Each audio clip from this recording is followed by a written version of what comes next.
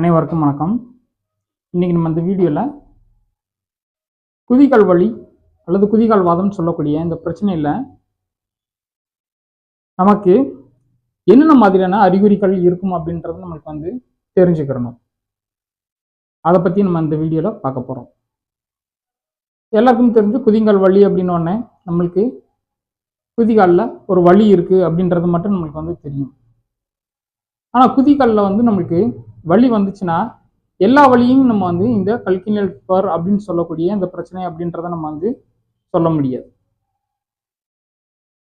இந்த வலியில் நம்மளுக்கு பெயின் எப்படி வரும், எப்போ வரும், என்னென்ன வேலைகள்லாம் செய்யும் பொழுது வரும், இது எப்போ திரும்பி பெயின் குறையும், இந்த மாதிரியான சில விஷயங்கள்லாம் இருக்கு. இதை வச்சு நம்ம இந்த குதிகால் வலி பாதிப்புகளை பற்றின விஷயத்தை நம்ம தெரிஞ்சுக்கிறலாம். இது குதிகால் வலி தானா நம்ம தெரிஞ்சுக்கிறலாம். பொதுவாக குதிகால் வலியோடைய இந்த கல்கினியல் ஸ்பர் அப்படின்னு சொல்லக்கூடிய அந்த பிரச்சனையோட முக்கியமான அறிகுறி அதிகாலையில் எந்திரிக்கும் பொழுது பாதத்தை தரையில் ஊண்டும் பொழுதே நம்மளுக்கு பெயின் வருவது ஒரு முக்கியமான அறிகுறி. காலை தரையில் வைக்கும் பொழுதே இவர்களுக்கு பெயின் தெரியும். இதில் இந்த பெயின் இரண்டு கால்களிலும் ஒரே மாதிரி தெரியுமா அல்லது ஒரு காலில் மட்டும் தெரியுமா, இல்லாட்டி ஒரு காலில் பெயின் அதிகமாகவோ இல்லாட்டி குறைவாகவோ இருக்கலாமா அப்படின்றது நிறைய பேத்துக்கு ஒரு சந்தேகம் இருக்கும். பொதுவாக இது ஒரு காலில் தான் அதிகமாக வர்றதை நிறைய பேர் கவனிச்சிருக்கோம். அதாவது எந்த கால்களில் நம்ம அதிகமாக ஒர்க்கு கொடுக்குறோமோ, எந்த காலில் அதிகமாக ஸ்ட்ரெஸ் விழுகுதோ அந்த காலில் தான் நம்மளுக்கு பாதிப்பு மிக அதிகமாக இருக்கும். அதனால இவர்களுக்கு அதிகமாக ஏதாவது ஒரு காலில் தான் இந்த கல்கினியல் ஸ்பர் பிரச்சனை ஆரம்பிக்கும். இரண்டு கால்களையும் சேர்த்து வருவது ரொம்ப அரிதான சில நபர்களுக்கு வரக்கூடிய வாய்ப்புகள் இருக்கு. அவர்களுக்கு இந்த கால்சியம் டெபாசிஷன் ஆகிறதே ஒரு பிரச்சனையா ஒரு வேலை இருந்தது அப்படின்னீங்கன்னா இவர்களுக்கு இரண்டு கால்களிலும் கால்சியம் டெபாசிஷன் ஆகும். அதனால இவர்களுக்கு பாதத்தில் வலி வரக்கூடிய வாய்ப்புகள் இருக்கும். அது மாதிரி பல காரணங்கள் இருக்கு. இரண்டு கால்களையும் ஃபிளாட் ஃபுட் இருக்கலாம், இரண்டு கால்கள்லையும் ஹை ஆர்ச் ஃபுட் இருக்கலாம். இந்த மாதிரி நம்மளுக்கு பல காரணங்கள் நம்ம சொல்லிக்கிட்டே போகலாம். இந்த கால்களில் வலி அதிகாலையில் வருவது ஒரு முக்கியமான அறிகுறி. ரைட். ஸோ இப்போ இந்த பெயினுடைய அந்த அறிகுறியில் நம்மளுக்கு பலவிதமான வலியை நம்ம சொல்கிறோம். பின் பிரிக்லிங் பெயின் ஒன்று சொல்லுவோம், ஸ்டாபிங் பெயின் நம்ம சொல்லுவோம், டல் பெயின்னு சொல்லுவோம். இந்த மாதிரி பார்த்தீங்கன்னா டிஃப்ரெண்ட் டைப் ஆஃப் பெயின் நம்ம இருக்கு. ஸோ அப்போ இவர்களுக்கு இந்த பெயின் எப்படி இருக்கும்? பொதுவாக இந்த மாதிரி பாதிக்கப்பட்டவர்களுக்கு பெயின் சுருக்கு சுருக்குன்னு குத்துற மாதிரியான ஒரு உணர்வு தான் இருக்கும். ஏன்னா சில பிரச்சனைகள்லாம் பார்த்தீங்கன்னா வலி இருக்கும், ரொம்ப ஸ்லோவாக இருக்கும், பெர்மனண்ட்டாக இருந்துக்கிட்டே இருக்கும். இதோடைய பாதிப்பு ரொம்ப பெருசாக தெரியாது. இதில் பாதிப்பு பார்த்தீங்கன்னா காலையில் எந்திரிச்சு தரையில் காலை ஊண்டும் பொழுது சுருக்கு சுருக்குன்னு குத்துறதுனால பார்த்தீங்கன்னா இவங்களால நடக்கவே ரொம்ப சிரமப்படுவாங்க.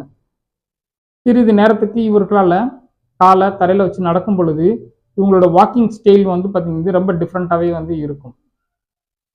ரைட். ஸோ அப்போ அந்த பெயின் பார்த்தீங்கன்னா ரொம்ப ஷார்ப்பாக குத்துற மாதிரியான ஒரு வலி இருக்கிறதுக்கு நிறைய வாய்ப்புகள் இருக்கு. அதே பெயின் இவங்க கொஞ்சம் தூரம் நடந்ததுக்கு அப்புறம் வலி குறைவதற்கு நிறைய வாய்ப்புகள் இருக்கு. அந்த அதிகாலையில் ஒரு 10 நிமிடங்கள் முதல் ஒரு 15 நிமிடங்களுக்குள்ளாகவே இந்த வலி மீண்டும் சரியாக வரதை நிறைய பேர் ஃபீல் பண்ணியிருப்போம்.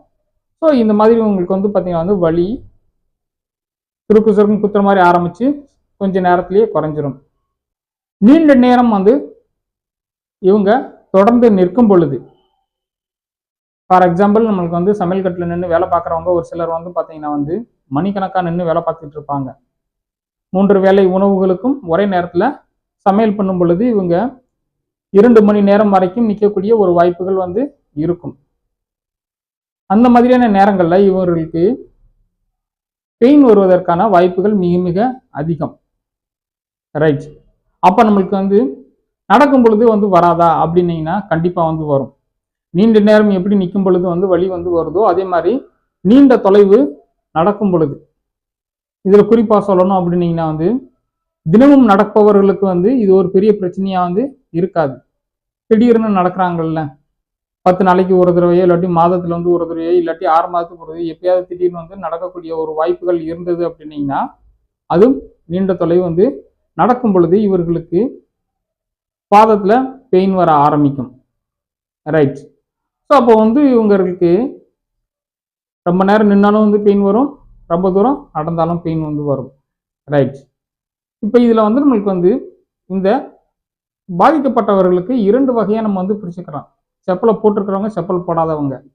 ஏன்னா செப்பல் போட்டு நடக்கிறவங்களுக்கு வந்து பார்த்தீங்கன்னா வந்து பாதத்தில் வலி வருமானம் வந்து கேட்டிங்கன்னா ரொம்ப நேரம் நடந்ததுக்கப்புறம் வந்து வலி வந்து வரும். ஆனால் செப்பல் போடாமல் வந்து திடீர்னு நடக்கிறாங்க இல்லையா, அவர்களுக்கு வந்து பார்த்தீங்கன்னா வந்து ஒரு 25 நிமிடங்கள் முதல் 45 நிமிடங்களுக்குள்ளாகவே இவர்களுக்கு வலி வருவதை நாம உணர முடியும். அப்போ உங்களுக்கு செப்பல் போடாமல் நடக்கிறதுல வந்து ஒரு முக்கியமான பிரச்சனை இருக்கு. நான் ஏற்கனவே ஒரு வீடியோல சொன்ன மாதிரி இவர்களுக்கு பாதத்தில் இருக்கக்கூடிய தசைகள் மிகவும் வலுவிழந்து காணப்படும்.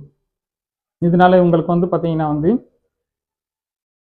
நடக்க ஆரம்பிச்சு கொஞ்ச நேரத்திலேயே இவர்களுக்கு வலி வரக்கூடிய வாய்ப்புகள் வந்து இருக்கு.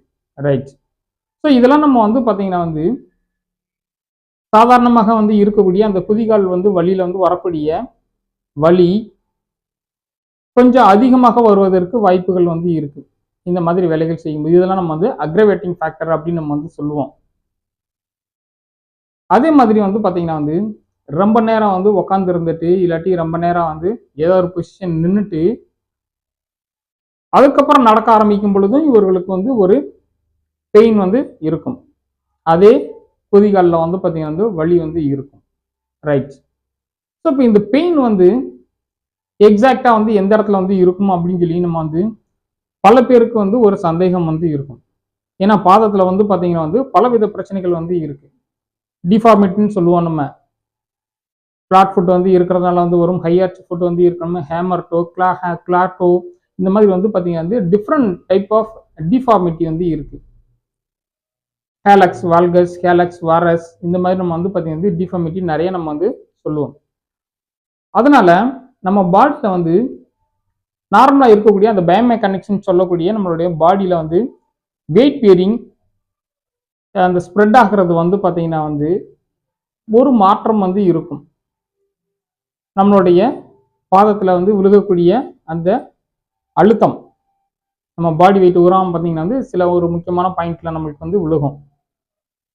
பொதுவாக குதிகால் எலும்புலையும் கட்டை விரல் எலும்புகளையும் அந்த சுண்டு விரல்ல வந்து ஆரம்பிக்கிறோம் அந்த எலும்புகளுடைய தலைப்பகுதியிலையும் வந்து பார்த்தீங்கன்னா வந்து இந்த பாயிண்ட் வந்து விழுகும். ஒரு ட்ரையாங்கிள் ஷேப்ல வந்து பார்த்தீங்கன்னா வந்து இருக்கும். இந்த மாதிரி பாதத்தில் வந்து ஏதாவது ஒரு பாதிப்புகள் ஏற்படும் பொழுது அதில் நம்மளுக்கு வந்து இந்த வெயிட் வந்து டிரான்ஸ்ஃபர் ஆகிறதுல வந்து ஒரு பாதிப்பு வந்து ஏற்படும். இதனால வந்து பார்த்தீங்கன்னா வந்து அந்த 3 பாயிண்ட்ல விழுக வேண்டிய வெயிட் பேரிங் வந்து பார்த்தீங்கன்னா வந்து மாறி மாறி வந்து விழுகும். இதனால நம்மளுக்கு வந்து அப்நார்மல் ஸ்ட்ரெஸ் வந்து இருக்கும். ஸ்ட்ரெஸ்னா வந்து சாதாரண எலும்புகளில் விழுகக்கூடிய தசைப்பகுதிகளில் விழுகக்கூடிய ஒரு சின்ன அழுத்தம், அவ்வளவுதான். இந்த அழுத்தம் வந்து பார்த்தீங்கன்னா வந்து இதுவும் வந்து பெயினை வந்து வர வைக்கும். அப்போ நம்மளுக்கு வந்து பாதத்தில் நம்மளுக்கு நிறைய பாதிப்புகள் வந்து வரும். எக்ஸாக்டா வந்து பார்த்தீங்கன்னா வந்து குதிங்காலிலேயே வந்து பார்த்தீங்கன்னா வந்து நடுவில் வந்து பெயின் வந்து வரும்.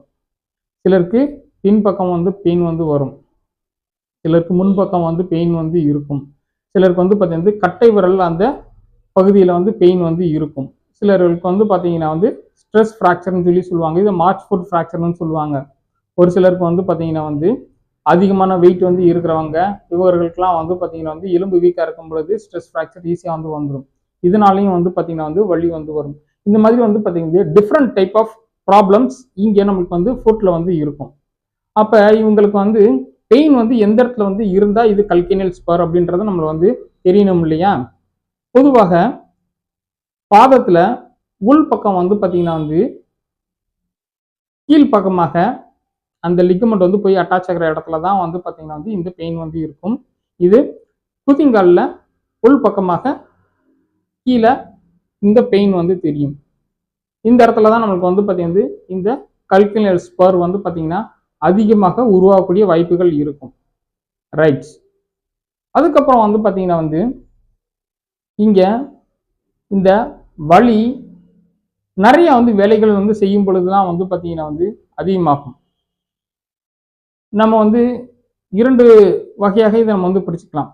ஒன்று வந்து பாத்தீங்கன்னா வந்து இம்ப்ராப்பர் போஸ்டர்னு சொல்லி நம்ம வந்து சொல்லுவோம். நம்மளுடைய உடலுடைய ஒரு சமநிலை வந்து பாத்தீங்கன்னா வந்து சரியா வந்து இல்லை அப்படின்னீங்கன்னா அதனால அப்நார்மல் ஸ்ட்ரெஸ் வந்து ஏற்படும். அதனால இவர்களுக்கு வந்து குதிங்காலில் வலி வரக்கூடிய வாய்ப்புகள் வந்து இருக்கு. இதை வந்து நம்ம வந்து ஒரு விதமா எடுத்துக்கலாம். இன்னொன்று, இவர்களுக்கு குதிங்கால் வலி ஏற்படுவதனால இவங்க வந்து ஒரு அப்நார்மல் போஸ்டருக்கு வந்து போவாங்க. நம்மளுக்கு வந்து காலில் வலி இருந்துச்சுன்னா தாங்கி தாங்கி நடப்போம். நம்ம நிற்கும் போதும் வந்து பார்த்தீங்கன்னா வந்து நேராக ஒரு சமநிலையில் நிற்க மாட்டோம். இந்த மாதிரி வந்து பார்த்தீங்கன்னா வந்து நம்மளுக்கு பிரச்சனை 2 விதமாகவும் வந்து இருக்கும். பொதுவாக இந்த வலி வந்தவர்களுக்கு வந்து பார்த்தீங்கன்னா வந்து உடலுடைய அந்த சமநிலை கொஞ்சம் வந்து சரியாக இருக்காது. பாடியோட போஸ்டர் கரெக்டாக வந்து இருக்காது. இதனால வந்து பார்த்தீங்கன்னா வந்து வேறு ஏதாவது பிரச்சனைகளும் இவர்களுக்கு வந்து வரும். ஆங்கிள் ஜாயின்ட்லேயோ நீ ஜாயின்ட்லேயோ இல்லாட்டி முதுகுலேயோ இவர்களுக்கு வலி வரக்கூடிய வாய்ப்புகள் நிறையா வந்து இருக்கு. ரைட். வலி இருக்கிறதுனால வரக்கூடிய சில மாற்றங்கள். ரைட். அடுத்தது வந்து பார்த்தீங்கன்னா வந்து பொதுவாக வலின்னு வந்து இருந்துச்சுன்னா அதை சுற்றி இருக்கக்கூடிய அந்த திசுக்கள் வந்து டேமேஜ் ஆகியிருந்தா வலி வந்து வரும். இது நம்மளுக்கு வந்து எல்லாத்துக்குமே வந்து தெரிஞ்ச ஒரு விஷயம்தான். அப்போ இங்கே நம்மளுக்கு வந்து பார்த்தீங்கன்னா இங்கே உள்ளே இருக்க திசுக்கள் வந்து டேமேஜ் வந்து ஆயிருக்குமா அப்படின்னு கேட்டிங்கன்னா கண்டிப்பாக வந்து உள்ளே வந்து சின்ன சின்ன திசுக்கள் வந்து டேமேஜ் வந்து ஆயிருக்கும். காரணம் என்ன அப்படின்னீங்கன்னா இங்கே இருக்கக்கூடிய அந்த கால்சியம் டெபாசிஷன் ஹூக் மாதிரி இருக்கக்கூடிய அந்த சின்ன ஸ்ட்ரக்சர் வந்து பார்த்தீங்கன்னா எலாஸ்டிசிட்டி வந்து இருக்காது. அதனால வந்து பார்த்தீங்கன்னா அப்நார்மல் ஸ்ட்ரெஸ் விழுகும்போது உள்ளே வந்து மைக்ரோ இன்ஜுரிஸ் வந்து விழுந்துக்கிட்டே வந்து இருக்கும். இந்த மைக்ரோ இன்ஜுரிஸ் வந்து இருக்கிறதுனால இங்கே வந்து மைல்டாக ஸ்வெல்லிங் வந்து இருக்கக்கூடிய வாய்ப்புகளும் வந்து இருக்கு. அதோட இன்னும் சிலருக்கு வந்து பார்த்தீங்கன்னா வந்து மைல்டாக ஒரு மாதிரி சிவந்து போன மாதிரியும் வந்து இருக்கும். ரெட்னஸும் வந்து இவங்களுக்கு வந்து இருக்கக்கூடிய வாய்ப்புகள் வந்து இருக்கு. ஸோ நம்மளுக்கு வந்து ஸ்வெல்லிங் ரெட்னஸ் அப்படின்றது வந்து பார்த்தீங்கன்னா வந்து இது எல்லாருக்குமே தெரியுமா அப்படின்னு சொல்லி கேட்டிங்கன்னா எல்லாத்துக்கும் தெரிவதற்கு வாய்ப்புகள் மிக மிக குறைவு. பொதுவாக வந்து பார்த்தீங்கன்னா பாதத்தில் வந்து தோல் வந்து ரொம்ப ஸ்டிஃபாக இல்லாமல் கொஞ்சம் சாஃப்டாக வந்து இருக்கக்கூடியவர்களுக்கு வந்து இவங்களுக்கு இந்த ரெட்னஸும் ஸ்வெல்லிங்கையும் வந்து பார்த்தீங்கன்னா நம்மளால் வந்து விசிபிளாக வந்து பார்க்க முடியும். ரைட். அடுத்தது வந்து பார்த்தீங்கன்னா இங்கே பாதத்தில் வந்து எல்லாத்துக்குமே வந்து பார்த்தீங்கன்னா வந்து ஒரு இறுக்கம் வந்து இருக்கும். அந்த இயர்லி மார்னிங் ஸ்டிஃப்னஸ் நம்ம வந்து பார்த்தீங்கன்னா வந்து சொல்லுவோம். இயர்லி மார்னிங் பெயின் மாதிரி இயர்லி மார்னிங் ஸ்டிஃப்னஸ். ஸோ இந்த ஸ்டிஃப்னஸ் வந்து பார்த்தீங்கன்னா வந்து பாதம் வந்து முழுக்கமே இவர்களுக்கு வந்து தெரியக்கூடிய வாய்ப்புகள் வந்து இருக்கும். இது ஆரம்ப நிலையில் வந்து பார்த்தீங்கன்னா இந்த பிளான்டர் ஃபேசிட்டிஸ்ன்னு சொல்லிட்டு ஒரு பிரச்சனையாக ஆரம்பித்து இந்த குதிகால் வலி வந்து மட்டும் அதிகமாக வந்து வருவதற்குரிய வாய்ப்பு இருக்கும் பொழுது இவர்களுக்கு பாதம் முழுக்க ஒரு டைட்னஸ் வந்து இருக்கிறத நம்ம வந்து ஃபீல் பண்ணுவோம். இது நம்ம வந்து பார்த்தீங்கன்னா வந்து இந்த பிளான்டர் ஃபேசிட்டிஸ்ல இருந்து நம்மளுக்கு வந்து இந்த வலி வரக்கூடிய வந்து ஒரு சிம்டத்தை நம்ம வந்து இந்த மாதிரி நம்ம வந்து சொல்லலாம்.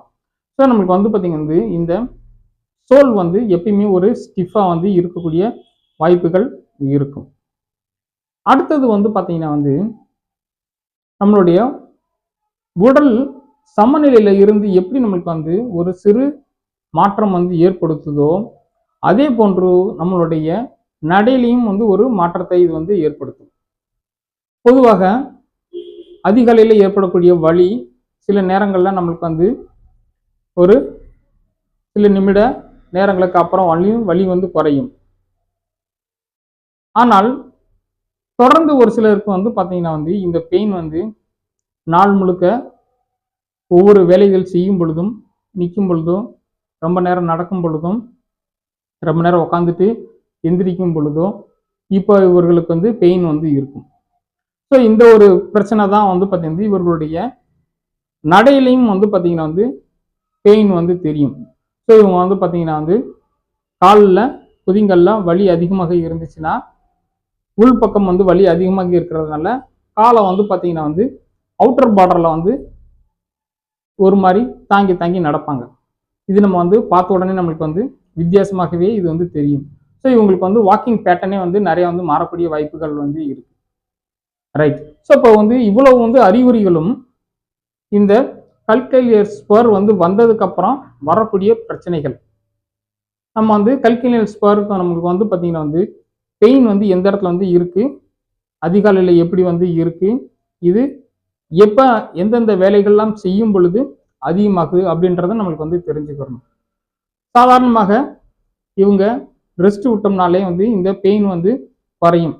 இது வந்து நம்மளுக்கு வந்து பார்த்தீங்கன்னா வந்து இந்த பெயின் வந்து கிடையாது. நம்மளுடைய மஸ்குலோஸ்கெலட்டல் சிஸ்டம்ஸ், ஜாயிண்ட் சிஸ்டம் எல்லாத்துலேயுமே வந்து வரக்கூடிய வந்து வலிகள் வந்து பார்த்தீங்கன்னா வந்து பொதுவாக ஃபிசிக்கல் ப்ராப்ளமாக வந்து வரக்கூடிய வலிகள் எல்லாமே வந்து ரெஸ்ட் எடுத்தாலே வந்து சரியாகும். இந்த கூதிங்கல் வலியும் அது போன்று வலி அதிகமாக இருக்கும் சமயத்தில் ரெஸ்ட் எடுத்தால் நம்மளுக்கு வந்து சரியாகக்கூடிய வாய்ப்புகள் நிறையா வந்து உண்டு. ஸோ இப்போ நம்ம வந்து இந்த அறிகுறிகள் அனைத்தும் வந்து கல்கிலியல் ஸ்பர் இருக்கக்கூடியவர்களுக்கு இருக்கக்கூடிய அறிகுறிகள் தான். இதை வச்சுட்டு நம்ம வந்து ஓரளவுக்கு நம்மளுக்கு என்ன பிரச்சனை இருக்குன்றத நம்ம வந்து தெரிஞ்சுக்க முடியும். ஏன்னா இன்னைக்கு வந்து பல பேருக்கு வந்து தனக்கு என்ன பாதிப்பு இருக்குன்றத வந்து தெரியாததுனால தான் வந்து பார்த்தீங்கன்னா இங்கே பல குழப்பங்கள், என்ன மருத்துவம் வந்து செய்கிறதுன்றதுலேயே வந்து குழப்பம் வந்து இருக்கும். இது வந்து இந்த அறிகுறிகள் அனைத்தையும் இது நீங்கள் வந்து தெரிஞ்சுக்கிட்டீங்க அப்படின்னா நம்மளுடைய குதிகளுடைய வலி என்ன மாதிரியான வலி அப்படின்றத நம்ம வந்து தெரிஞ்சுக்க முடியும். இது கல்கிலியர் ஸ்பர் சம்மந்தப்பட்ட அறிகுறியான்றதை நம்ம வந்து பிரித்து பார்க்க முடியும். இந்த வீடியோவை தொடர்ந்து பார்த்ததுக்கு மிக்க நன்றி. மீண்டும் அடுத்த ஒரு வீடியோவில் உங்களை சந்திக்கிறேன். தேங்க்யூ ஃபார் வாட்சிங் வீடியோ. Thank you very much.